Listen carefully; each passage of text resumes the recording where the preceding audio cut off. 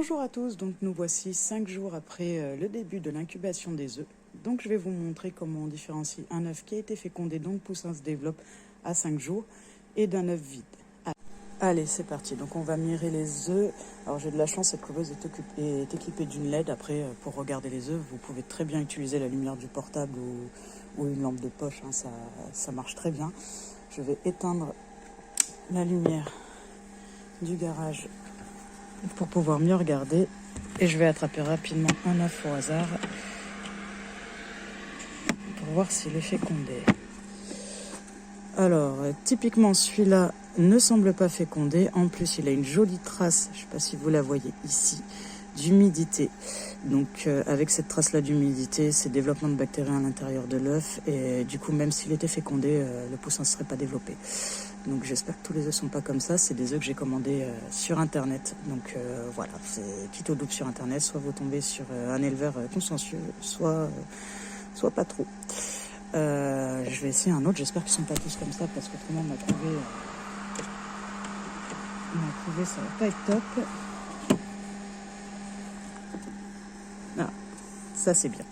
Alors celui-là typiquement c'est un œuf fécondé du coup de 6 jours. Alors vous voyez, le poussin n'est pas collé à la membrane, hein. Si je tourne, il se développe. On a les veines ici, on les aperçoit bien. Il n'a pas d'hémorragie. Alors une hémorragie sur un poussin, ça se voit quand ça fait vraiment des grosses taches noires de caillots de sang.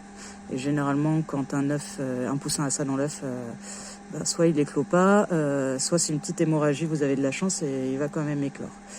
Donc moi je suis assez contente de celui-là, il est bien fécondé. C'est un œuf de crème d'Edgar. Délicatement. Alors cet équipement, c'est juste un œuf vide. Pas de trace d'humidité. Donc on voit bien le jaune qui est au-dessus. Aucun développement, aucune veine. Donc ça, cet œuf, il a tout simplement pas été fécondé. Voilà, c'est la nature, hein. On ne peut pas tomber à 100% non plus d'œufs fécondés. Même si vous utilisez les œufs, vos propres œufs.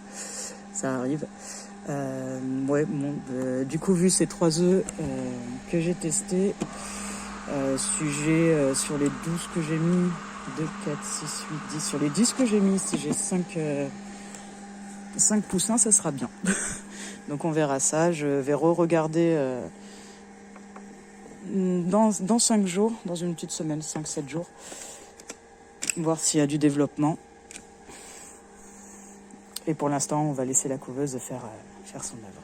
Donc voilà pour les œufs. Donc comme je vous ai expliqué dans mes anciennes vidéos, on va quand même laisser les œufs qui ne sont pas fécondés ou qui ne se sont pas développés, parce que sinon ça va faire une différence de masse dans la couveuse et ça risque de créer des problèmes au niveau de l'hydrométrie et de la température. Donc quand on lance une couveuse, on laisse les œufs et on attend vraiment jusqu'à la fin que les œufs aient fini d'incuber. Et là, on va refaire un contrôle d'ici une semaine. Je fais un contrôle par semaine à peu près. Faut pas les faire trop souvent non plus, justement par rapport à ce problème de choc de température. Et voilà. Et on se dit à la semaine prochaine.